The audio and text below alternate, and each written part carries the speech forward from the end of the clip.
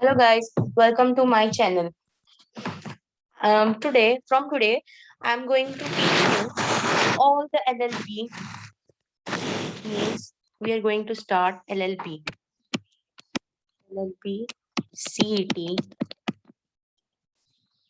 3-year CET exam lectures. Okay, so I'm going to upload these lectures free of cost. You can subscribe my YouTube channel. You can watch whenever you want, and I hope this revision will help you a lot. So our LLB CET total हमारा जो मतलब मैं हिंदी में आपसे बात करूंगी तो आपको मुझे भी लगता है मुझे भी अच्छा लगेगा और आपको भी अच्छा लगेगा। तो हमारा जो सीईटी का जो पेपर है LLB CET ईयर का वो इन ऑल 4 पार्ट्स में डिवाइडेड है और वो इन ऑल 150 मार्क्स का आता है बराबर। इंग्लिश 50 मार्क्स का है। लॉजिकल लॉजिकल लॉजिकल रीजनिंग जो है लॉजिकल रीजनिंग मतलब मैथ्स से रिलेटेड क्वेश्चंस वो 30 मार्क्स के है। उसके बाद general knowledge and current affairs 40 marks का है और लीगल एप्टीट्यूड 30 मार्क्स का है। तो मेजर रोल है इंग्लिश का। ओके फिर बाद में मेजर रोल है general knowledge and current affairs का। फिर आता है logical and analytical English reasoning और लीगल एप्टीट्यूड। ज्यादा से ज्यादा हार्ड जाने वाला 30 मार्क्स का पार्ट है लीगल एप्टीट्यूड। ज्यादा से लोगों को मतलब ये समझ में नहीं आता तो मेरा ज्यादा से ज्यादा फोकस इस पर रहेगा, इंग्लिश पर रहेगा। ये तो हम करेंगे इसके MCQs और हम जब पढ़ रहे हैं तो हम उसके साथ साथ प्रैक्टिस करेंगे MCQs की। फिर लास्ट 3 साल के जो CET में आने वाले पेपर से लास्ट 3 years MCQs भी देखेंगे उसके साथ साथ। फिर हम देखेंगे प्रैक्टिस के तो MCQ देखेंगे, फिर प्रैक्टिस पेपर भी हम सॉल्व करेंगे। तो मैं स्टार्ट करने जा रही हूँ अब। तो हम पहले लीगल एप्टीट्यूड करेंगे। Okay guys, will do first legal aptitude.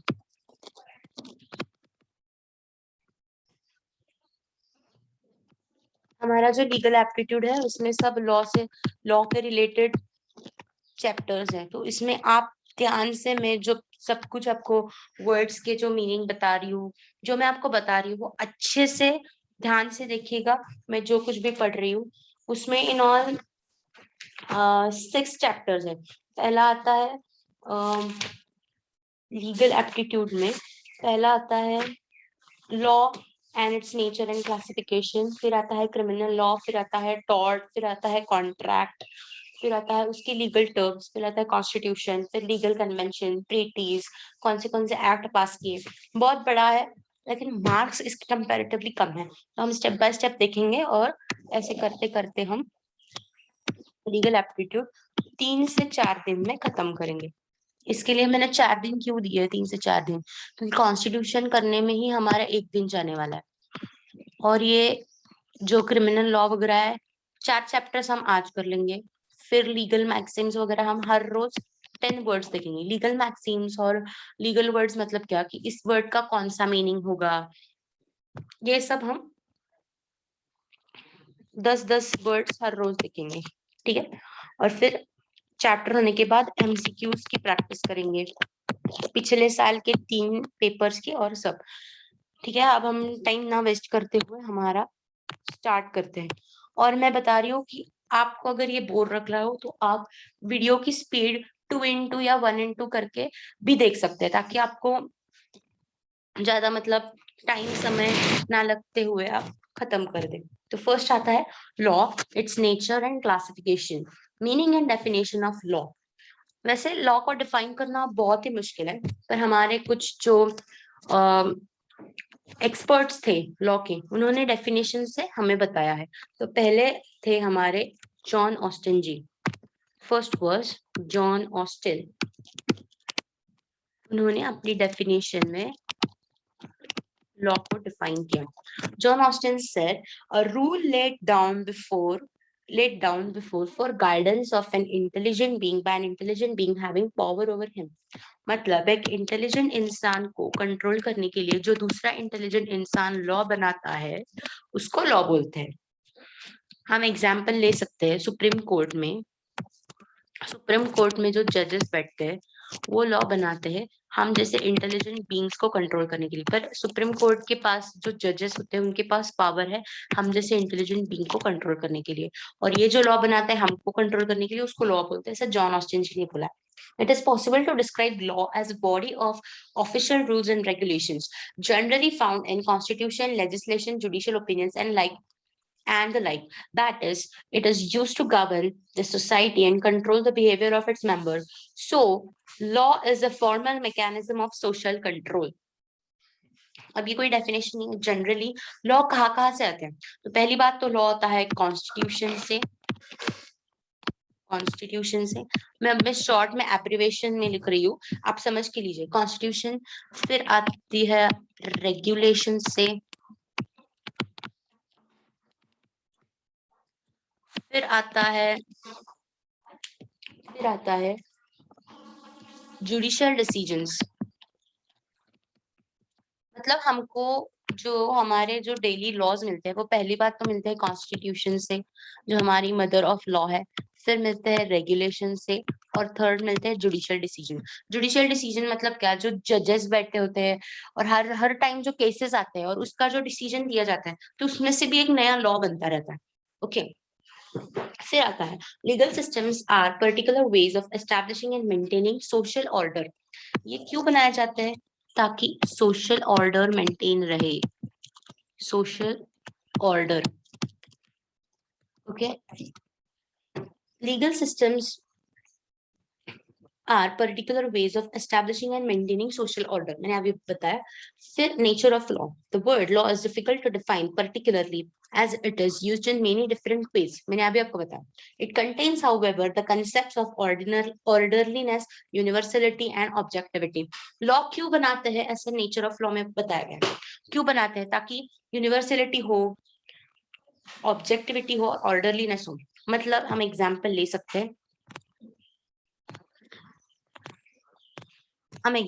सकते हैं, सिग्नल। ये हमारा सिग्नल, ओके, ये फॉर एग्जाम्पल रेड, येलो और कौन सा होता है, हमको ये पता होता है कि जब रेड सिग्नल आता है, रेड सिग्नल लगता है, तब सभी गाड़ियां रुकती है। क्यों रुकती है? क्योंकि ये लॉ बनाया गया है कि रेड सिग्नल जब लगेगा तब सारी गाड़ियां रुकेगी।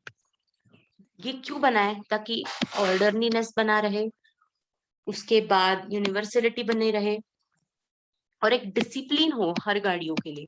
मतलब ये ऐसे दो वे है, एग्जाम्पल ये वे है और ये वे है, तो यहाँ की गाड़ियां जाए और ये गाड़ियां रुके और ये रेड सिग्नल को फॉलो करेंगी और ये तब तक गाड़ी यहाँ तक वहां पर जाएगी। तो ये यूनिवर्सलिटी हो गई, ऑर्डरलीनेस हो गई। क्यों हो गया? क्योंकि लॉ बनाया गया है, ट्रैफिक लॉज बनाए गए हैं। This is nature of law. It shapes politics, economics, and society in numerous ways and serves the social mediator of relations between people। मतलब लॉ क्यों बनाया जाता है? ताकि पॉलिटिकल पार्टीज और पीपल में एक अच्छा रिलेशन बना रहे, ठीक है, जिस वजह से इसी तरह की प्रॉब्लम ना हो। Some philosophers have postulated the existence of natural laws by which they mention law of God, which regulates the action of mankind. This concept is often known as principle of natural justice। पहले हमारे जो पहले हमारे जो philosophers थे उन्होंने कुछ postulate किया और सोचा कि लॉ मतलब क्या? Law means God made laws. उनको पहले लगता था, बहुत पहले, मतलब ये हिस्ट्री की बात हो रही है, कि लॉज मतलब क्या? God made laws. But no, these are not laws. God made laws are customs. Okay. In narrower concept of law, there must be a set of rules which can be applied objectively with someone to enforce them. सीधा simple meaning law का हम क्या ले सकते हैं? तो law मतलब क्या? Law means a set of rules, ऐसे सेट ऑफ रूल्स, ये for example set of rules है जो हम जैसे पीपल्स को फॉलो करने पड़ेंगे। और ये किसने बनाए हैं? एक सुप्रीम अथॉरिटी ने, जो हम जैसे पीपल को कंट्रोल कर सके, ताकि ये जो सोसाइटी है उसमें ऑर्डरलीनेस बना रहे और कि इन लोगों में झगड़े ना हो, इसलिए लॉ बनाए गए। Okay, there have been many attempts to put these into workable definition, some more successful than others. According to Salmon, अब ये दूसरे आते हैं हमारे सैलमन जी। सैलमन जी ने क्या बताया? Classification of law. Salmon, after stating that law in its general sense includes any rule of action, says that it includes following categories.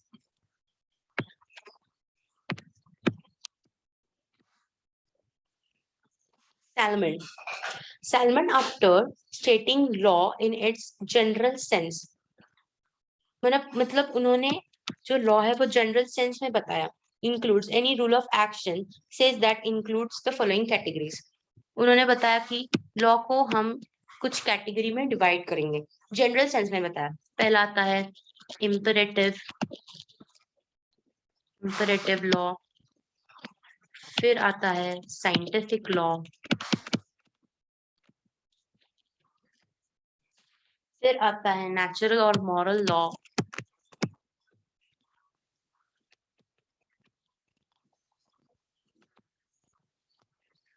फिर आता है कन्वेंशनल लॉ।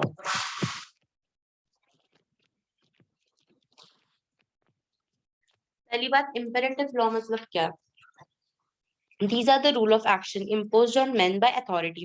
मतलब किसी अथॉरिटी ने किसी मेन के ऊपर, एग्जाम्पल स्टेट ने हम जैसे लोगों के ऊपर कोई लॉ बनाया तो उसको इंपेरेटिव लॉ बोलते हैं, याद रखिए। ओके, फिर साइंटिफिक लॉ,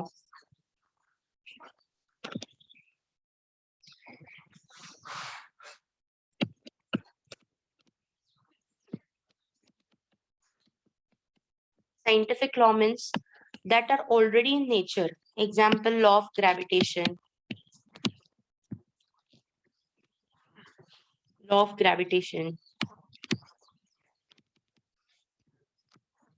फिर आता है नेचुरल और मॉरल लॉज। नेचुरल और moral laws, these are the rules formulating the principle of natural justice. This conception of law is derived from a Greek philosophy and Roman law. मतलब natural और moral law मतलब natural justice वाले law. Keep it in mind, इस पर MCQs आ सकते हैं। Natural justice related laws, which is derived from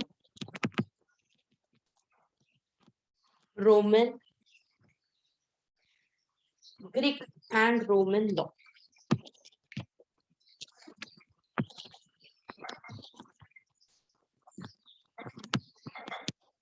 Okay, conventional laws. Conventional laws means these are the rules agreed upon by a person for regulation of their conduct towards each other. मतलब कुछ persons जो है एक साथ आते हैं, for example ये persons है, इन्होंने कंपनी फॉर्म की, तो अब इनको इनके लिए ही रूल बनाना पड़ेगा, इसको बोलते हैं कन्वेंशनल लॉज। ठीक है, तो सैलमन जी जो हमारे थे, उन्होंने क्या बताया कि let's divide our laws into certain parts. First is imperative law, example state, मतलब कोई अथॉरिटी ने हम पर लॉ डाला तो। साइंटिफिक, ये गलत हो गई स्पेलिंग मुझसे, मुझे माफ कर दीजिए। साइंटिफिक लॉ मतलब लॉ ऑफ ग्रेविटेशन, जो ऑलरेडी है, वो मैन मेड लॉज नहीं है, no man made laws, no man made laws. Third, natural और मॉरल लॉ, नेचुरल जस्टिस के लॉ जो डिराइव किए हैं फ्रॉम ग्रीक एंड रोमन। और फिर आता है कन्वेंशनल लॉ, जब पीपल एक एसोसिएशन बनाते हैं तब उन्होंने जो लॉ बनाया होता है उसको हम कन्वेंशनल लॉ बोलते हैं। हम एग्जांपल ले सकते हैं article of association of company for its members, मतलब मेंबर्स को आर्टिकल ऑफ एसोसिएशन फॉलो करना पड़ेगा, ठीक है। Conventional laws, people for people, natural law related to justice, scientific law, example law of gravitation, no man-made laws, imperative laws, example state ने अगर किसी पर लॉ बनाया है तो। समझ रहे हैं ना आप? आई होप आपको अंडरस्टैंड हो रहा होगा।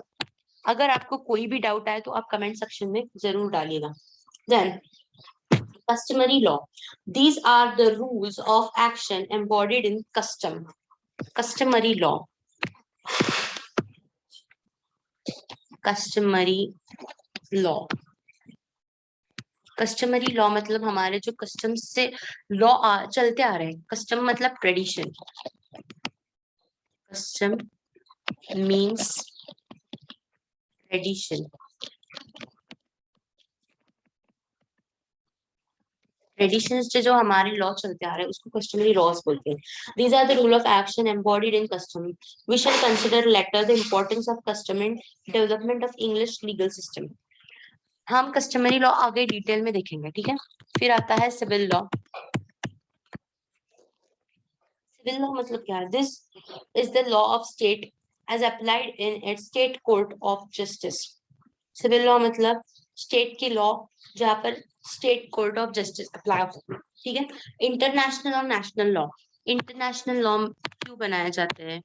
International law is for countries. International law,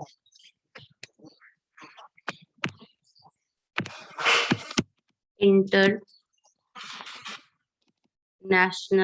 law, international law क्यों बनाए जाते हैं? International laws is concerned with dispute between nations. Much of its law comes from treaties which have been agreed by government of countries. मतलब international law क्यों बनते हैं? ताकि जब सपोज ये एक कंट्री और ये एक कंट्री है और इन दोनों कंट्रीज में कोई कॉन्ट्रैक्ट बन गया है कि हम ये करेंगे, तुम ये करोगे। फॉर एग्जाम्पल ओपेक कंट्रीज है और ये इंडिया है, तो ओपेक कंट्रीज हमें 100 रुपए पर लीटर पेट्रोल देंगे, ठीक है। ये ट्रीटी हुई है। और अगर इन दोनों कंट्रीज में डिस्प्यूट हो गया तो हम कहाँ जाएंगे? तो इंटरनेशनल लॉ इसलिए बनाया जाए। अब नेशनल लॉ तो हम सबको बताइए, जो इंडिया के इंडिया में ही होता है, with in the territories of India, okay, it's called as national law. National law, international law beyond the territories of India. Okay. Then public law.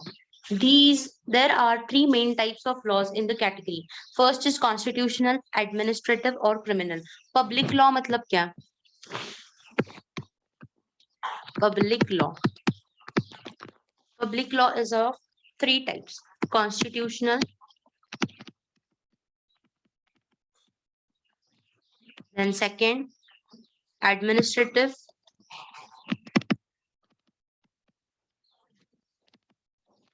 and third criminal.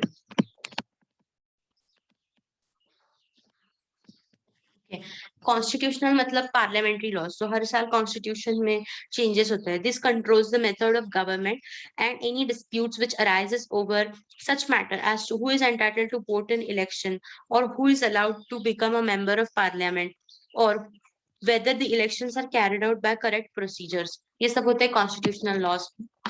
फिर आता है administrative laws. Administrative laws means this controls how ministers of state or other public body such as local council should operate. मतलब कैसे administer करेंगे, ये administrative law में होता है। मतलब पुलिस कैसे एडमिनिस्टर करेंगे। क्रिमिनल लॉ, यहाँ पर सब मर्डर, कल्पेबल होमिसाइड या ऐसे मतलब क्राइम्स जो होते हैं, बल्गलरी, बल्गलरी मतलब घर में डकैती करना वगैरह, ऐसे जो होते हैं वह क्रिमिनल लॉज होते हैं। Okay guys, just wait a second.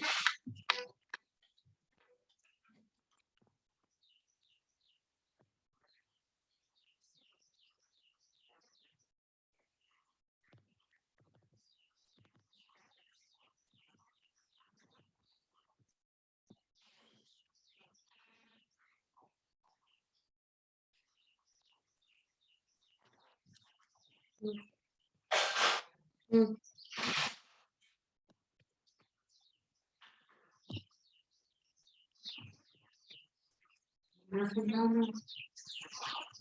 ये record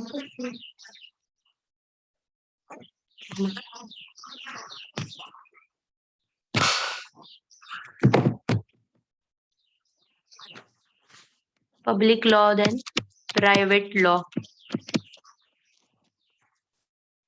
Now public law is over, now private law. This is usually a civil law and has many different branches. The main one, public law हो गया. अब हम देखेंगे private law. This is usually called civil law and has many different branches. The main ones are law of tort. Even though there is no contract between them, one owes legal responsibility of kind to another, and there has been a breach of responsibility. Private law मतलब क्या? Law public law नहीं है या फिर criminal law नहीं है. Private law, private में तो पहला आता है tort, family related laws. Then comes laws related to consumer. Okay.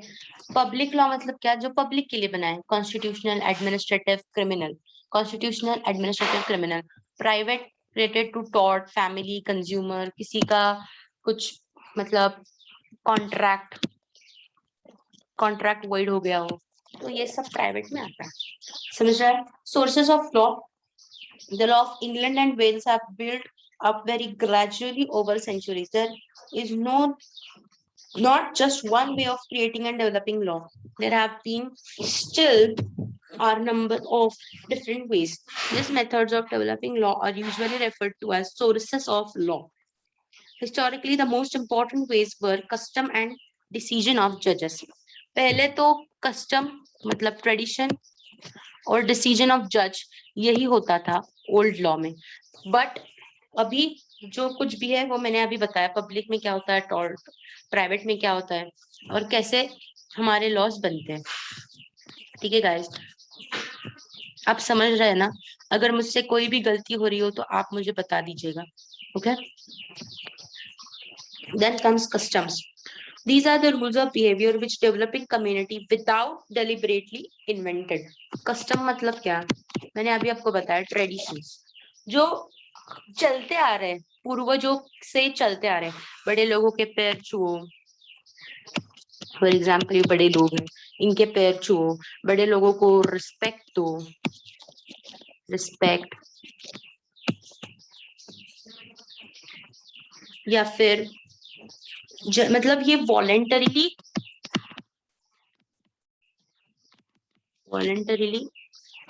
they are in society.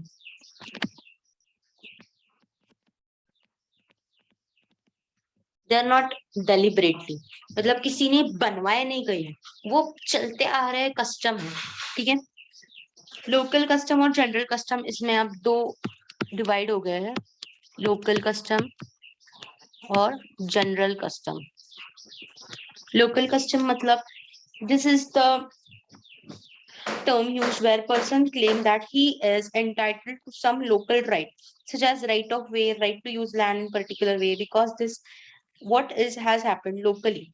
Locally मतलब ये मेरी local custom मतलब फॉर एग्जाम्पल ये एक बंदा है, ये इसकी जमीन है, तो इसका राइट क्या है? इस जमीन पर घर बांधना अपने, फिर उस घर के सामने वाला रास्ता यूज करना, अगर कोई पेड़ की जो डालियां है वो आ रही है उसको काटना, इस बंदे का राइट है. तो उसको बोलते हैं लोकल कस्टम्स जो चलते आ रहे हैं. फिर आता है general customs. General customs means historically these are believed to have been very important in that they were effectively the basis of our common law. It is thought that following the Norman conquest, as country was gradually brought under centralized government, the judges appointed by king to travel around the land making decision in king's name, based at least some of their decisions were on common custom. मतलब king ने जो law बनाए थे, जो चलते आ रहे हैं, उसको बोलते हैं जनरल कस्टम। मतलब हम सोसाइटी एक फॉर्म करते हैं, इस सोसाइटी में बहुत सारे लोग रहते हैं, तो हमको ये फॉलो करना ही पड़ेगा, ठीक है। और ये राइट क्या होता है कि मुझे क्या क्या राइट है। मैं दुकान में जा सकती हूँ, मैं खरीदी कर सकती हूँ, मैं जहाँ पर मतलब कॉलोनी में वेल है तो उसका यूज कर सकती हूँ। ये हो गए लोकल कस्टम। और जनरल मतलब जो लॉज सब लोग फॉलो करते हैं, ठीक है। फिर आता है इक्विटी। द वर्ड इक्विटी है meaning fairness. The equity developed because of the problems in common law. Major problem was the fact that only remedy the common law courts could give was damages, which in order that defendant pay a sum of money to plaintiff by way of compensation. In some cases, this would not be the best method of putting the matters right into the parties. Equity मतलब क्या? हमेशा हमको बस compensate करके ही नहीं होने वाला है, हमको उसको राइट पोजीशन में भी डालना चाहिए। मतलब हमेशा पैसे देकर ही मामला नहीं रफा दफा हो सकता। फॉर एग्जाम्पल, ये एक बंदा है, ये इसका घर है और इसके घर के सामने हमेशा हर रोज एक बंदा आता है और कचरा फेंक देता है। हर रोज आता था, कचरा फेंकता था, हर रोज आता था और कचरा फेंकता था। तो इसने कंप्लेन की कोर्ट में। तो कोर्ट क्या बस बोलेगी डैमेजेस दो, डैमेजेस दो? नहीं, तो कोर्ट बोलेगी डैमेजेस भी दो, मतलब कॉम्पेंसेट भी करो इस बंदे को, और आगे से तुम कचरा नहीं डालोगे, ये भी तो कोर्ट बोल सकती है। तो इस बंदे ने अब इसके घर के सामने कचरा नहीं डालना है। Okay. Equity. Case law. Case law मतलब आप सबको पता ही होगा। केस लॉ मीन्स जब दो बंदों के बीच झगड़े हो जाते हैं तो वो जाते हैं कोर्ट, और जब कोर्ट डिसीजन देती है तो वो बन जाता है case law. Okay. Statue law. Statue law comprises of statute law comprises legislation that made by House of Parliament. Legislation may be primary legislation which starts with bill and become an act of parliament, or it may be secondary or delegated legislation drafted by government department and enacted under power given by primary piece of legislation. Statute law मतलब parliament ने बनाए हुए laws. Parliament में laws कैसे बनते हैं? तो primarily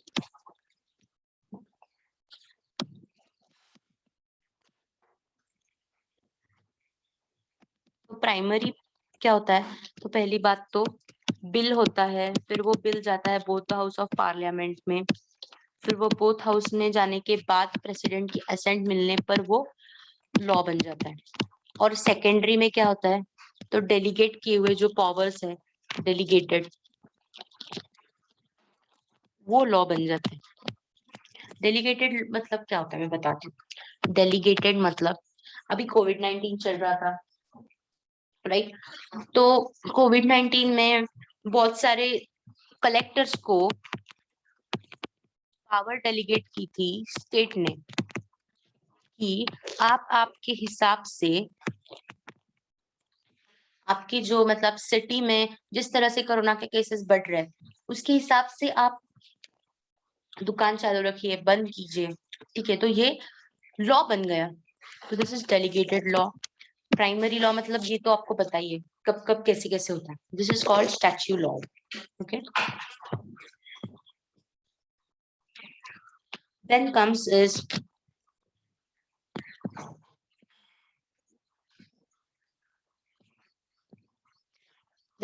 is statute law हो गया।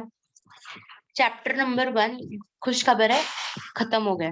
तो अब हम फिर से रिवाइज करेंगे। मैं एक काम करती हूँ, हम लास्ट में रिवाइज करते हैं सब, ठीक है। अब हम ऐसे ही चलते जाएंगे। Chapter number 2 is criminal law, CRPC, या फिर इंडियन पिनल कोड, IPC। ये प्रोसीजर है क्रिमिनल कोड। इसको ट्रेस मतलब for example Indian penal code के अंडर एक बंदे ने कोई ऑफेंस कर दिया तो इसका ट्रायल होता है CRPC में, ठीक है, criminal procedure. Okay. Criminal law is a body of law that relates to crime. Crimes are generally referred to as an harm against the society. अगर कोई क्राइम हो जाता है तो वो पर्टिकुलर पर्सन के खिलाफ नहीं होता, मतलब ये है एक्स और ये है वाई, एक्स ने वाई का मर्डर कर दिया तो ये सिर्फ वाई के खिलाफ ही नहीं होगा, तो पूरी सोसाइटी के खिलाफ क्राइम होगा, क्योंकि पूरी सोसाइटी एंडेंजर हो गई। Okay, criminal law is also termed as penal law. Penal मतलब इसको सजा दी जाएगी। एक तो क्या होगा, इसको इम्प्रिजनमेंट होगी या फिर इसको डेथ की सजा दी जाएगी, मतलब हैंग टिल डेथ की, या फिर रिगरस इम्प्रिजनमेंट दी जाएगी। Okay, so it is called penal law. इस पर एमसीक्यू आ सकता है कि what is criminal law called, तो आपको आंसर लिखना है penal law. Okay, then many laws are enforced by threat of criminal punishment. Following are some of the more known aspects of criminal laws. तो crime होने के लिए पहली बात तो क्या होना चाहिए, दो इसेंशियल थिंग्स है जो क्राइम होने के लिए होने चाहिए। First is acts rhesus. Acts rhesus REUS है, एक्टस रेनस। और सेकंड है मेंस रिया।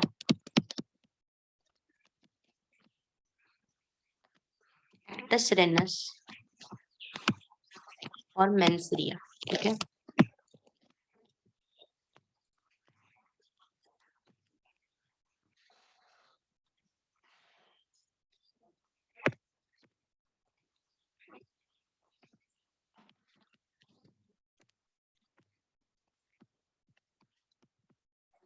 एक्टस रेनस और मेंस-रिया। ठीक है, एक्टस रेनस मतलब क्या और मेंस-रिया मतलब क्या। First acts rhesus. Acts rhesus मतलब physical event in which physical result of body conduct which is if sufficiently harmful or therefore punishable. According to section 32 of Indian Penal Code, act includes illegal omission also. Actus reus मतलब ऐसा कुछ काम करना जिससे सामने वाले को दर्दनाक मौत आ जाए या दर्द हो, इसको बोलते हैं एक्टस रेनस। मतलब फॉर एग्जाम्पल ये एक बंदा है, इसने गोली शूट की इस बंदे को, तो ये हो गया एक्टस रेनस, मतलब इस बंदे ने किया है actus reus. Then second is mens rea. Mens rea means one of the essential ingredient of offense. A criminal offense is committed only when an act which is forbidden by law is done voluntarily. The term mens-rea has been given in violation which is motive force behind the criminal act. Mens-rea मतलब guilty mind,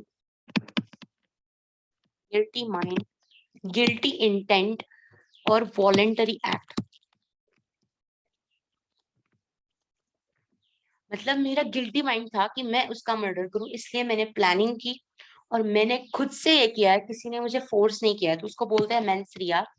और actus rhesus मतलब acts rhesus means any act, मतलब मेंस-रिया के साथ साथ act भी होना चाहिए। पहली बात, मैंने मर्डर की प्लानिंग की और फिर बाद में मर्डर किया, तो दोनों साथ चलने चाहिए क्राइम होने के लिए। Okay, guilty mind and actus reus. और एक्टस रेनस का सेक्शन याद रखिए, नहीं, section 32 of IPC। Okay, this पी। मेंस-रिया में एक मैक्सिम है, उसको भी याद रखिए। Actus non facit renum nisi mensit re, that is the act is not guilty unless a mind is also guilty। ये भी याद रखिए। Actus non facit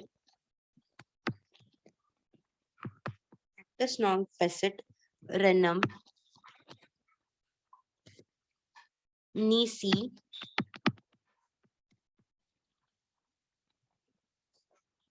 means citrate.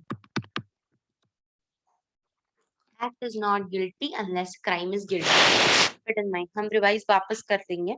मैं ऐसे लिखती जाऊंगी और फिर बाद में हम सब वापस पहले से रिवाइज करेंगे. Okay guys?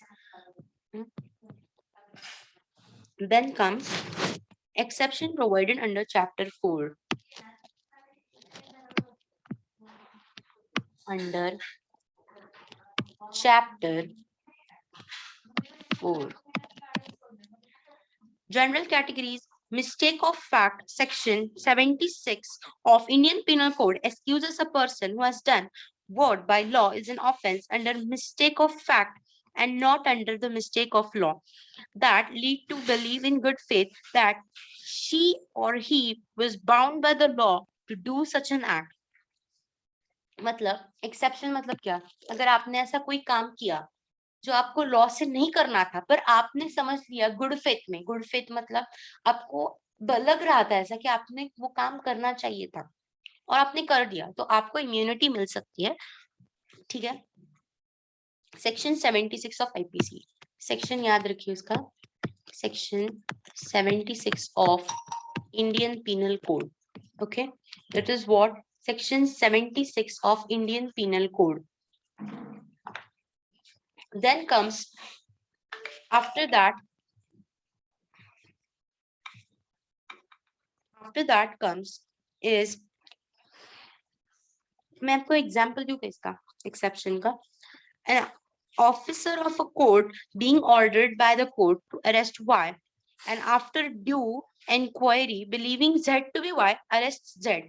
A has committed no offense. इसमें mistake of fact होना चाहिए, not the mistake of law. मतलब आपने fact को गलत समझ लेना चाहिए और यहाँ पर लॉ का मिस्टेक नहीं होना चाहिए. ओके, आप समझ रहे हैं ना मैं क्या बोल रही हूँ?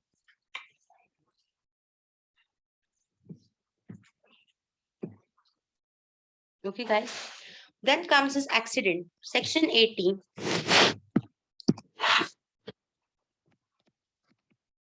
Accident. Section 80. Section 80 में आता है accident. Section 80 of Indian Penal Code exempts the commission of any innocent or lawful act done by an innocent or lawful manner which has led to an unforeseen result that may be ensued from accident or misfortune. For an accused to avail of this exception, this must be shown that due care and caution were exercised at the time of commission of act. Accident मतलब क्या?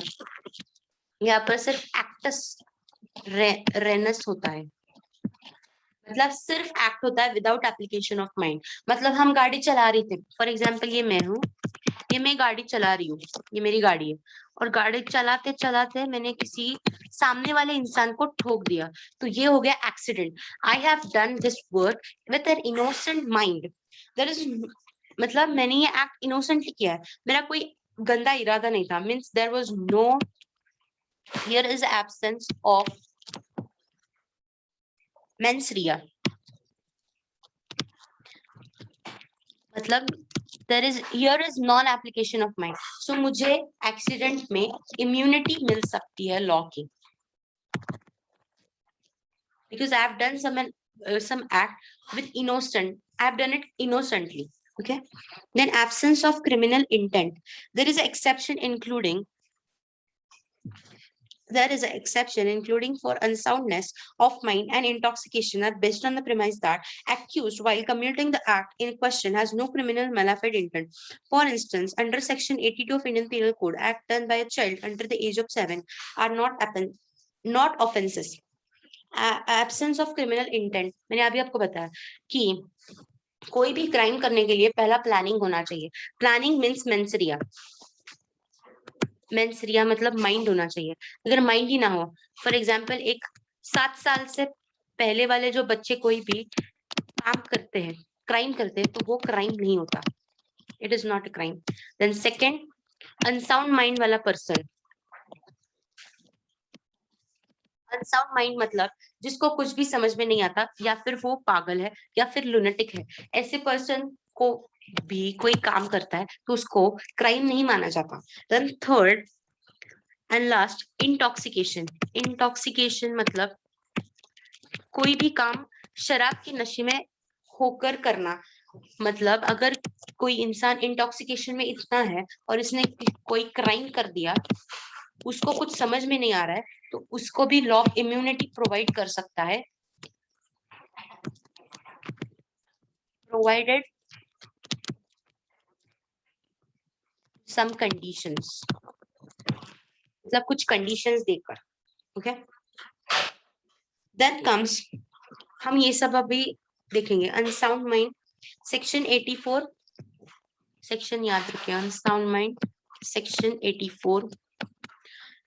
Unsound mind deals, Section 84 deals with an act of a person of unsound mind. Under Section 84, a person is exempted from criminal responsibility if at the time of doing the act he was of unsound mind or he was incapable of knowing either the nature of act or that what he was doing was either wrong or contrary to law. उसको समझ में ही नहीं आ रहा था कि वो क्या कर रहा है. This is called unsound mind. Intoxication under Section 85. Intoxication, Section 85 of Indian penal code. ये आप लिख लीजिए, आपको चाहिए तो ऐसे शॉर्ट पॉइंट्स लिखिए और फिर एमसीक्यूज भी लिख दीजिए. Under Section 85 Indian Penal Code, a person will be exonerated from a liability for doing an act while in state of intoxication. Okay. Consent. Section 87 of Indian Penal Code. Consent. Section 87 of IPC. Indian Penal Code को हम short form में IPC बोलते हैं. Provides that nothing is an offense if a person to whom harm is caused is above 18 years of age and has given a consent to suffer such harm. Example, A and Z agrees to fence with each other for amusement. Consent मतलब क्या? For example, आपको पढ़ा हुआ मुझे पता है, कुछ समझ में नहीं आता. ये है X और ये है Y, दोनों भी 18 साल पूरे हो चुके हैं. Y ने बोला X को कि तू मुझे मार, तू मुझे मार, और X ने मारा. तो अगर कौन सा भी एक्ट इसके कंसेंट से किया है X ने, तो वो क्राइम नहीं बनता और दोनों भी 18 साल के ऊपर है. तो section 87 of Indian penal code is consent. ठीक है.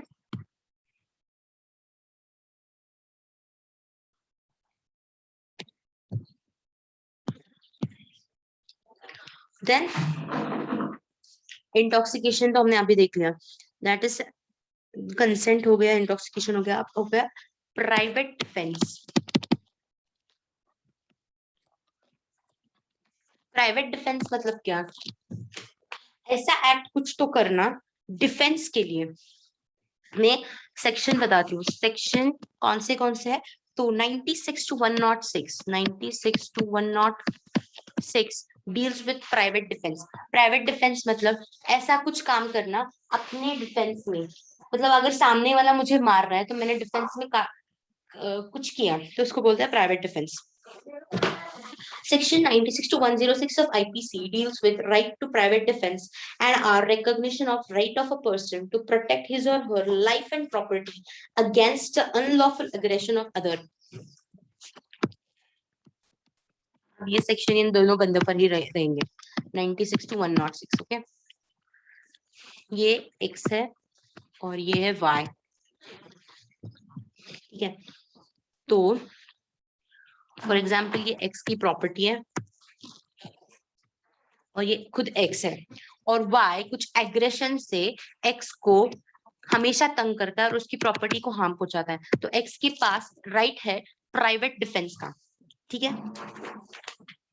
Section 96 of Indian Penal Code state that nothing is an offense which is done in exercise of right of private defense. ये बन गया Section 96,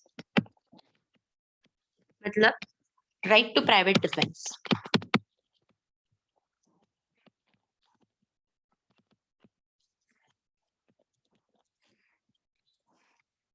फिर आता है Section 97.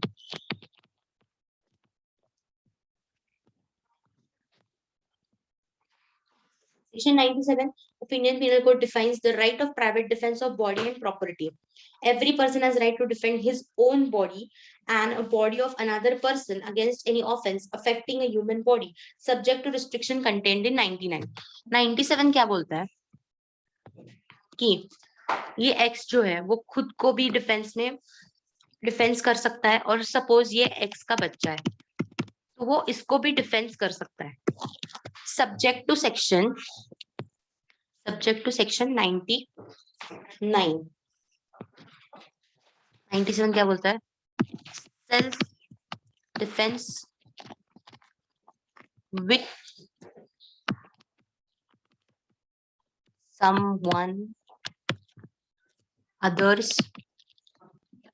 defense. Okay, self defense with someone others defense मतलब someone others defense.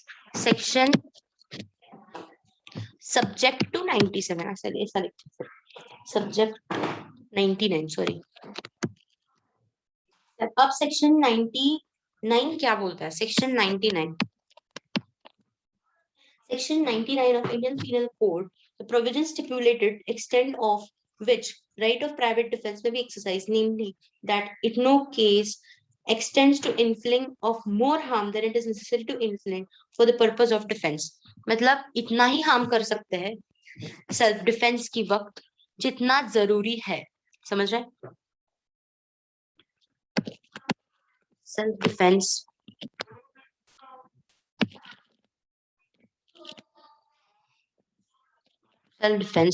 not to cause more harm another. Okay, फिर आता है section 100. Section 100 details instances in which right of private defense of body extends to causing death. कुछ अभी 99 में क्या बताया? Self defence not to cause more harm to another. Self defence के वक्त किसी को ज्यादा हार्म नहीं करना है, पर सेक्शन 100 हमें इम्यूनिटी देता है कि अगर सेल्फ डिफेंस करते वक्त सामने वाले की मौत ही हो गई तो सेक्शन 100 हमको इम्यूनिटी दे सकता है in certain cases only. Okay, तो हम यहाँ पे क्या लिख सकते हैं? राइट ऑफ प्राइवेट डिफेंस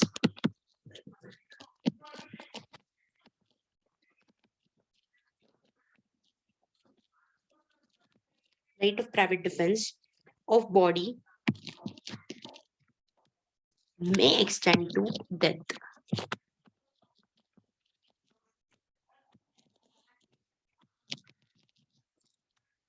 याद रखिए ये सेक्शंस पर हमको एमसीक्यूज आ सकते हैं. Okay,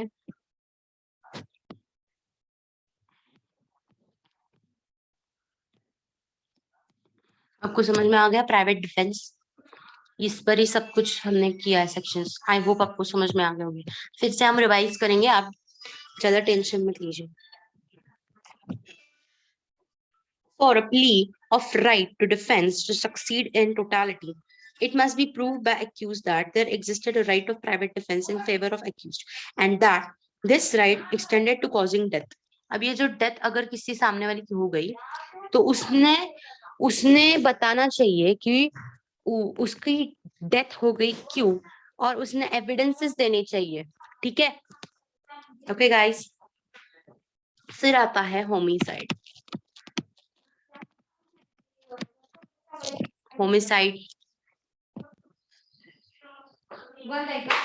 Homicide includes culpable homicide.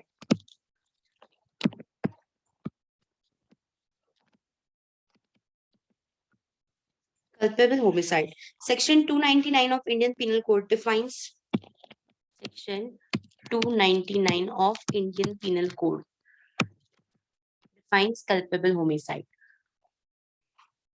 What defines culpable homicide? तो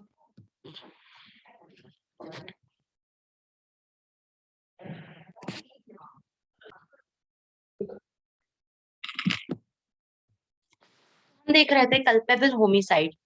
कल्पेबल होमिसाइड मतलब कल्पेबल होमिसाइड मतलब ऐसा कुछ एक्ट करना जिससे सामने वाले को बॉडीली हार्म हो। Bodily harm, section 299 of IPC defines culpable homicide. Whoever causes death by doing an act with an intention of causing death or bodily injury is likely to cause death, or with the knowledge that he is likely by such act cause death or commits the offense of culpable homicide.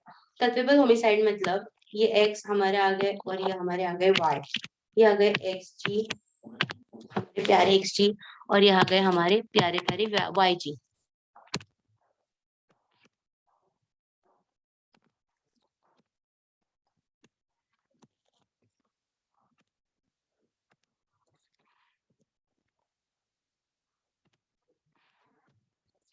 XG को YG से बहुत जलन थी, XG ने मार डाला YG को, और ऐसा कुछ एक्ट करना चाहते थे कि जिससे Y को बॉडीली हार्म हो, जिससे उनकी डेथ हो जाए या उनकी डेथ हो जाए। जलते थे वो बहुत, इनके दिमाग में हमेशा चलता था कि हम Y को मारेंगे, और उन्होंने काम कर दिया, तो उसको बोलते हैं कल्पेबल होमिसाइड। फिर आता है मर्डर। मर्डर तो आप सबको पता ही है। Murder section 300 of Indian penal code, दफा 300। कॉमन सीन होता है पिक्चर में, हम देख सकते हैं। दफा 300 के तहत इनको मर्डर के जुर्म में गिरफ्तार किया जाता है। Okay, what is murder? Section 300 of Indian penal code defines murder, while section 302 provides punishment for murder. 302 में पनिशमेंट बताई है दफा 302 के तहत, and section 307 provides punishment for attempt for murder. Attempt के जुर्माने में 307 में बताया है।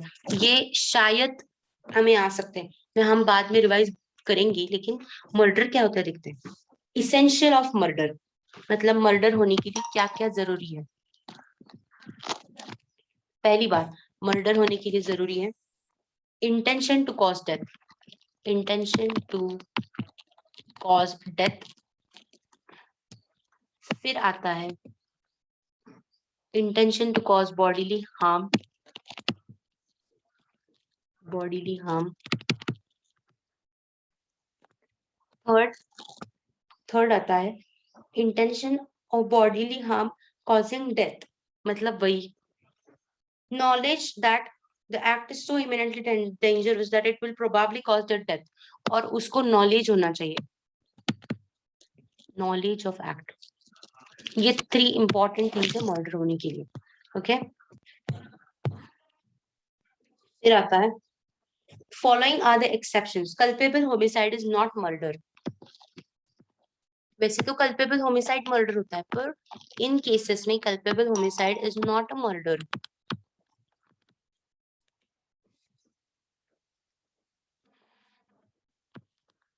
is not a murder। First case, act done in provocation, act done in grave और sudden provocation, मतलब किसी ने गुस्सा दिलाया और आपको, और आपने चाकू भोंक दिया, it is not a murder।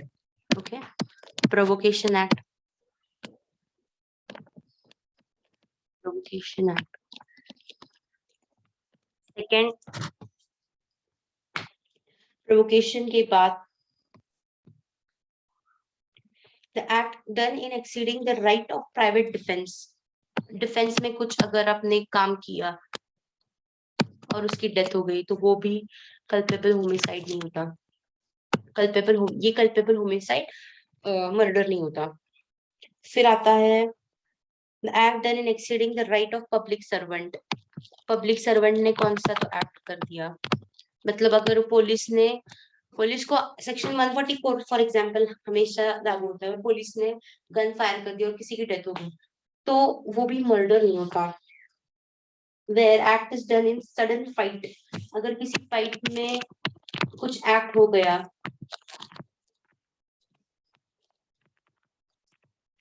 वो भी मर्डर नहीं होता। ये ध्यान से पढ़िए क्योंकि इसमें से एमसीक्यू आ सकते हैं।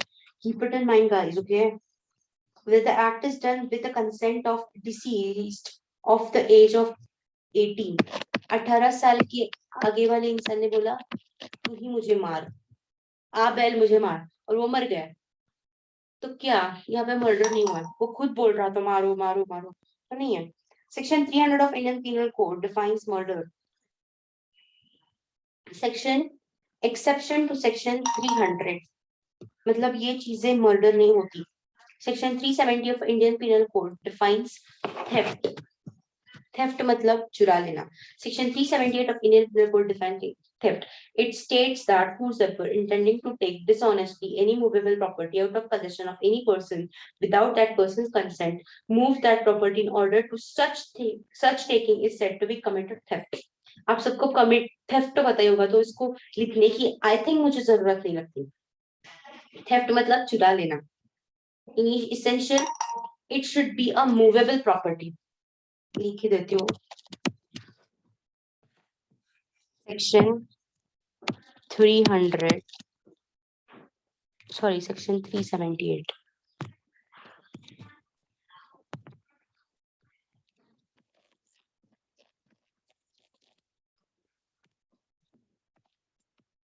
Section 378 is of theft. Theft किसकी होनी चाहिए? मूवेबल प्रॉपर्टी की। मूवेबल प्रॉपर्टी होनी चाहिए, पहली बात। It should be in possession of anyone. उसके बाद dishonest intention to take out of that person's possession और moving in order of such taking without his consent, किसी की कंसेंट के बिना उसकी प्रॉपर्टी छीन लेना, लेकिन याद रखिए वो मूवेबल होनी चाहिए, movable property. keep it in mind. Then extortion, section 383 of Indian Penal Code. Extortion.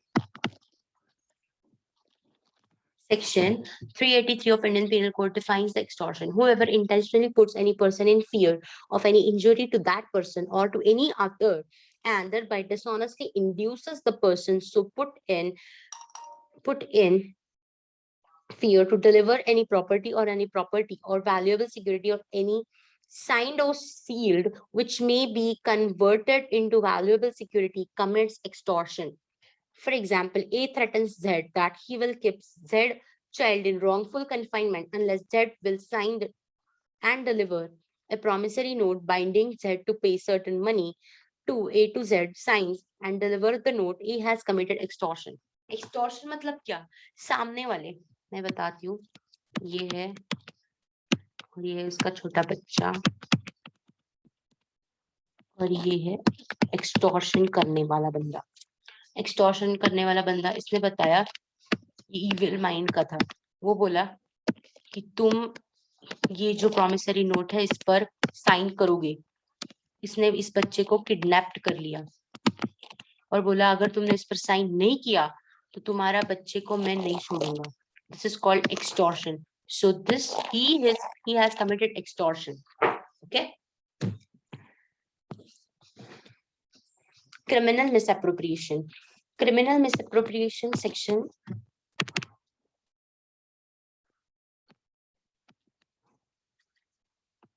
Pen को क्या हुआ?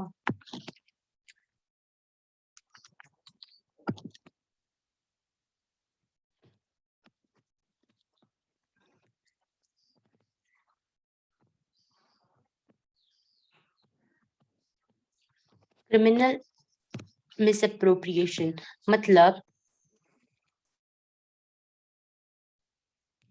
तो criminal misappropriation of property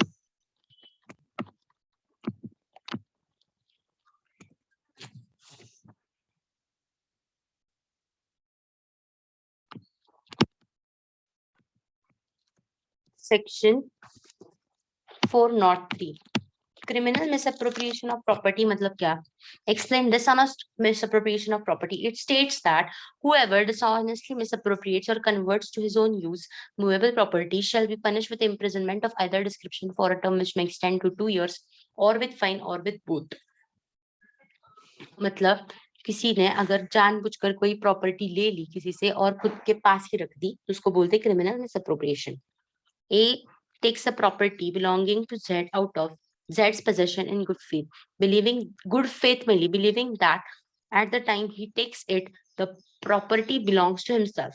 A is not guilty of theft, but if A, after knowing his mistake, dishonestly misappropriates it and to his own use, he is guilty of an offense. मतलब ये X है और ये Y है, और X ने Y की property समझ कर ले ली कि ये मेरी है, और फिर बाद में लौटाई भी नहीं, गुड फेथ में ले ली कि ये मेरी ही प्रॉपर्टी, तो वो मिसअप्रोप्रिएशन नहीं है। पर अगर ये प्रॉपर्टी उसने अपने पास ही रख ली तो उसको बोलते हैं मिस अप्रोप्रिएशन। फिर आता है cheating. Cheating section 415 is for cheating.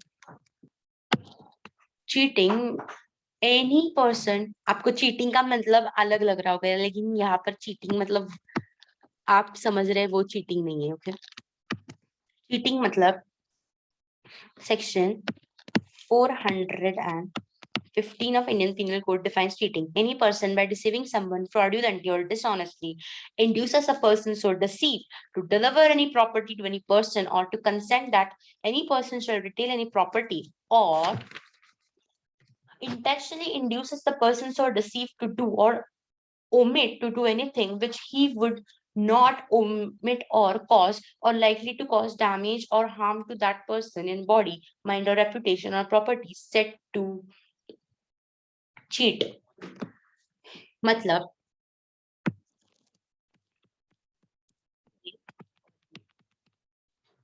सीधा साधा एग्जांपल लेते हैं, हमको ये X है और ये Y है।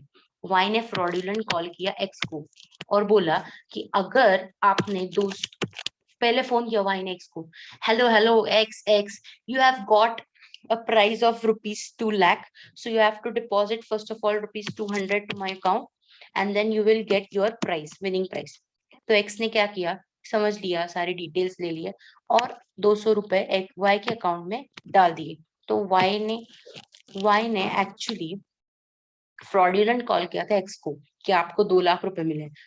Y ने 200 रुपए ले लिए X से और Y ने ना ही 200 रुपए दिए ना ही 2 लाख रुपए दिए और Y फरार हो गए। तो Y हैज कमिटेड चीटिंग। अगर Y इसको बोलता ही नहीं कि आपको 2 लाख का प्राइस नहीं मिलने वाला है, तो X क्या पैसे डालता Y के अकाउंट में? नहीं डालता। तो Y ने कमिट किया है cheating. Okay guys, then comes his breach of trust। Section 405 Indian Penal Code explains breach of trust. It states that whoever being in any manner entrusted with the property or any dominion over property dishonestly misappropriates or converts to his own use or disposes in violation of any direction of law prescribing the mode in which the trust is to be discharged on any legal contract, express or implied, or willfully suffers other person to do or he commits a criminal breach of trust। Criminal breach of trust मतलब क्या? मतलब किसी के ऊपर अगर किसी property, वो movable हो सकती है, इमूवेबल हो सकती है, इंटरेस्ट की है और उसने वो प्रॉपर्टी खुद के लिए ले ली या वो बेच दी, तो उसको बोलते हैं ब्रीच ऑफ ट्रस्ट। उस पर ट्रस्ट था इसलिए उस इंसान ने उसको प्रॉपर्टी दी थी। फॉर एग्जाम्पल ये X, ये Y और ये इसका छोटा भाई। अब आप बोल रहे होंगे उसका छोटा भाई का क्या काम? X Y brother. अब हम करेंगे ये X मैं हूं और ये Y मतलब मेरे पिताजी है। मेरे पिताजी ने मुझे ये घर दिया और बोला ये घर तुम पावर ऑफ अटर्नी में रहोगी और जब ये प्रॉपर्टी तुम्हारे नाम पर है तो तुम उसमें से इनकम अपने छोटे भाई को दोगी। ठीक है, मेरे पिताजी ने मुझ पर ये ट्रस्ट करके मुझे प्रॉपर्टी दी थी, पर मैंने क्या किया, सारा इनकम मैंने ही लेना स्टार्ट कर दिया। उसके बाद ये जो घर था वो मैंने बेच दिया और सारे पैसे मैंने ले लिए। मैंने ना ही मैंने भाई को दिए और जैसे मेरे पिताजी ने मुझे बताया था उसमें से मैंने कुछ भी नहीं किया। तो मैंने किया है ब्रीच ऑफ ट्रस्ट। मेरे पिताजी का मुझ पर एक ट्रस्ट था तो वो मैंने ब्रेक कर दिया। यहाँ पर प्रॉपर्टी कौन सी भी हो सकती है, movable, movable, Okay, so it is called breach of trust. Then comes is defamation. Defamation मतलब रेप्यूटेशन को हार्म करना.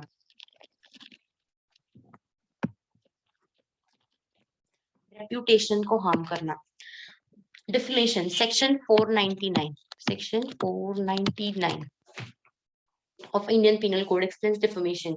It states that whosoever by words either spoken or intended to be read by sign or by visible or any imputation concerning any person intending to harm, knowing or hearing reason to believe that such imputation will harm reputation of such person is said to harm the reputation or defame that person. Defamation मतलब क्या? किसी के reputation को harm करना. For example से ही मुझे लगता है आपको समझ में आ रहा होगा, वरना मैं एक्सप्लेनेशन में इतनी अच्छी नहीं हूँ, पर फिर भी आई होप आपको समझ में आ रहा होगा. अगर मुझसे कोई गलती हो रही हो, आप कुछ तो कीजिए, लाइक कीजिए, डिसलाइक कीजिए, कमेंट कीजिए, पर मुझे बताइए मुझसे क्या गलती हो रही है. ओके गाइस, सो डिफेमेशन. डिफेमेशन मतलब क्या? ये एक्स और ये एक्स का फ्रेंड वाई. एक्स बेचारा स्कूल में जाता था, हमेशा कुछ करता था, स्कूल का एग्जाम्पल ही लेंगे, और वाई उसका फ्रेंड बाकी फ्रेंड्स को बताता था कि एक्स पागल है, एक्स के पास मत जाना, वो चीजें चुरा लेता है, और ऐसे गंदी गंदी बातें पता था एक्स के बारे में. एक्स तो एक्चुअली था ही नहीं वैसा. Y has committed defamation by spoken. X कुछ वाई कुछ लिखकर बताता था कि एक्स पागल है, तो उसने रिटर्न में बता दिया कि उसने कुछ गलत काम किया है. वाई बताता था दोस्तों को एक्शंस करके, मतलब पागल वाली एक्शन तो आपको पता ही होगी, वो एक्शन करके बताता था कि एक्स पागल है. तो बाय कैरेक्टर और science. Okay, this is called defamation. That is to defame the reputation of a person by speaking, writing, writing or by signs is called known as defamation. Okay, so chapter number 2 is over now, guys. तो हम पहले से revision start करने जा रहे हैं. हमने अब तक जो जो कुछ भी पढ़ा है तब से. ओके, मतलब अगर लास्ट के दिन ना, मतलब जब हमारी ये एग्जाम होने वाली है LLB CET की, तो आप ये 5 मिनट जो वीडियो के हैं वो आप देख लीजिए, सिर्फ यही देख लीजिए. फिर से पहले से देखने की कोई जरूरत नहीं है, इससे आपको मदद मिल जाएगी. तो पहले हमने देखा था, हमने दो चैप्टर्स किया अभी. पहले हमने क्या देखा था? जॉन ऑस्टिन ने क्या बताया? जॉन ऑस्टिन ने क्या बताया कि a rule laid down for guidance of an intelligent being by an intelligent being having a power over him. उसके बाद हमने nature of law देखी. Nature of law is defined is difficult to define particularly as it is used in many different ways. It contains, however, concept of orderliness, universality और objectivity. Okay. फिर बाद में हमने देखा कि सैलमन जी ने law को किस किस तरह से, पहले जो हमारे ये थे इकोनॉमिस्ट्स या फिर हमारे जो फिलोसोफर्स थे, उन्होंने बताया कि लॉ ऑफ गॉड ही है, पर law of god is not a law. Law is what made by जजेस, supreme court, etcetera etcetera. Then classification of law, हमारे जो सैलमन जी थे उन्होंने क्लासिफाई किया था इम्पेरेटिव लॉ, फिजिकल लॉ और साइंटिफिक लॉ. फिर नेचुरल और मॉरल कन्वेंशनल लॉ. फिर आता है कस्टमरी लॉ. कस्टमरी लॉ मतलब ट्रेडिशंस. सिविल लॉ मतलब मैंने आपको बताया. इंटरनेशनल एंड नेशनल लॉ मतलब, इंटरनेशनल लॉ मींस जो दो देशों में कॉन्ट्रैक्ट होने के बाद जो डिस्प्यूट होते हैं उसमें इंटरनेशनल लॉ में वो देश जाते हैं. नेशनल लॉ मतलब with in the territory of India. Private law मतलब usually civil law related to, private law मतलब related to tort, family, customer, contract. Public law मतलब constitutional, administration, criminal laws. Okay, then comes is equity. Equity मतलब हमेशा compensate हमें पैसों से ही नहीं करना, तो कोर्ट कुछ बता भी सकती है। कस्टम मतलब ट्रेडिशंस। फिर केस लॉ मतलब क्या, कोर्ट हमेशा जो डिसीजंस बताते हैं और उसमें से जो मतलब फॉर एग्जाम्पल केस लॉ मतलब दोनों में डिस्प्यूट होता है और फिर जो कोर्ट हमें डिसीजन बताता है वो केस लॉ बन जाता है। फिर आता है custom. Custom voluntarily accepted traditions in society. उसमें लोकल और जनरल। लोकल मतलब किंग ने बनाए हुए, जनरल मतलब हमारी सर्टेन राइट्स। ओके। फिर आता है स्टैच्यू लॉ। स्टैच्यू लॉ मतलब पार्लियामेंट लॉज। प्राइमरीली लॉज कैसे बनते हैं, तो बोथ प्राइमरीली मतलब क्या, पहले बिल होता है, फिर वो बोथ हाउस ऑफ पार्लियामेंट में जाता है और फिर प्रेसिडेंट साइन करता है। डेलीगेटेड लॉज मतलब सेकेंडरी लॉज, जो कलेक्टर, मैंने आपको एग्जांपल दिया था कोविड-19 का। फिर चैप्टर 2 हमारा स्टार्ट हुआ क्रिमिनल लॉ का। क्रिमिनल लॉ में आता है क्रिमिनल प्रोसीजर। जब क्राइम कोई बंदा करता है, जब कोई बंदा क्राइम करता है इंडियन पीनल कोड में, तो उसका जो इन्वेस्टिगेशन होता है वो according to criminal procedure code होता है। Crime is not against only the person but it is against the society. Crime crime जो होता है उसमें क्राइम करने वाले को सजा होती है। कौन सी? डेथ की सजा हो सकती है, राइट ऑफ इम्प्रिजनमेंट हो सकता है, उसको हम पीनल लॉ भी बोलते हैं। ओके। फिर आता है क्राइम बनने के लिए दो चीजें जरूरी है, एक्टस रेनस और मेंस रिया। एक्टस रेनस मतलब ऐसा कोई एक्ट करना, सिर्फ एक्ट करना, इसमें नॉलेज नहीं होता, जिससे सामने वाले की डेथ हो जाए, उसको इंजरी हो जाए। सेक्शन 32 में ये बताया गया है। फिर आता है मेंस रिया, गिल्टी माइंड और voluntary act. Acts rhesus non, ये लीगल मैक्सिम है। एक्टस एक्टस नॉन फिस्टेट रेनम नीसी मीन सिट्रेम, मतलब act is not guilty unless a mind is guilty. मतलब गिल्टी माइंड के साथ साथ एक्ट होना चाहिए, तभी कोई ऑफेंस होता है। फिर आता है exception under chapter 4 section 76 of Indian penal code. उसमें क्या है, एक्सेप्शन अंडर चैप्टर, मतलब अगर कोई हमारा गलती हो गया फैक्ट की वजह से, तो आपको इम्यूनिटी प्रोवाइड कर सकती है। लॉ की अगर गलती हुई तो no immunity at all. Then accident section 80, मतलब अगर किसी यहाँ पर एक्टस रेनस होता है पर मेंस रिया नहीं होता, यहाँ पर किसी ने एक्ट कर दिया इनोसेंटली, मतलब गाड़ी चलाते वक्त हमने किसी को ठोक दिया, तो हमारा माइंड में नहीं था कि हम उसको मारेंगे। सो it is an act done with an innocent mind. It is not a murder or there is no mens rea present होता है। then mens rea किन किन चीजों में नहीं होता, तो 7 साल से नीचे वाले जो बच्चे क्राइम कोई भी करते हैं, तो उसको हाँ मेंस रिया क्राइम नहीं बोल सकते। फिर अनसाउंड माइंड मतलब पागल इंसान ने कोई किया, तो इंटॉक्सिकेशन मतलब किसी ने शराब पीकर कुछ काम किया और उसको सेंस ही नहीं उसने क्या किया, तो वो भी क्राइम नहीं होता।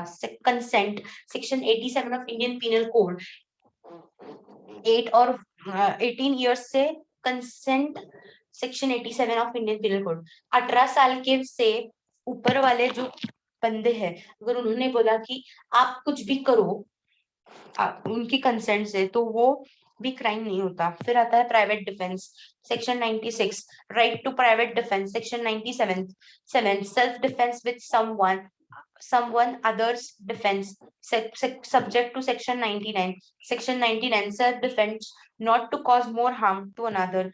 Section 100 but gives right of private defense of body may extend to death. फिर आता है culpable homicide, मतलब ऐसा कुछ एक्ट हमारी नॉलेज से करना कि जिससे सामने वाले को, नॉलेज यहाँ पर प्रेजेंट होता है कि जिससे सामने वाले को कोई मतलब हार्म हो जाए, कोई क्या हो जाए, हार्म हो जाए। 2 मिनट। फिर आता है मर्डर। मर्डर मर्डर मतलब मर्डर में इसेंशियल थिंग्स क्या है, to cause death, to cause bodily harm और नॉलेज ऑफ फैक्ट। हमको पता था क्या करना था और हम क्यों कर रहे थे, ताकि उसकी डेथ हो जाए। Culpable homicide is not a murder in some cases, मतलब ऐसा कोई अपने एक्ट नॉलेज से किया पर फिर भी वो मर्डर नहीं बन सकता। फर्स्ट प्रोवोकेशन एक्ट अगर आपने कोई सडन एंगर में कोई एक्ट कर दिया तो वो भी मर्डर नहीं होता।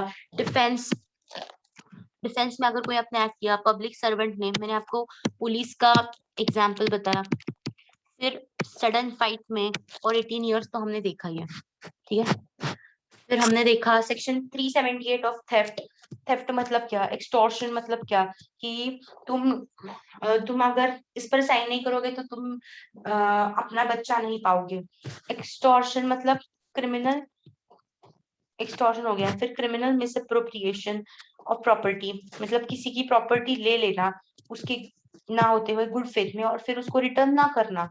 चीटिंग चीटिंग मतलब आपने जो आज समझा है उसको हम चीटिंग नहीं बोल सकते, ठीक है। चीटिंग मतलब मैंने आपको फ्रॉडुलेंट कॉल का एग्जांपल दिया था। फिर हमने देखा इमूवेबल प्रॉपर्टी।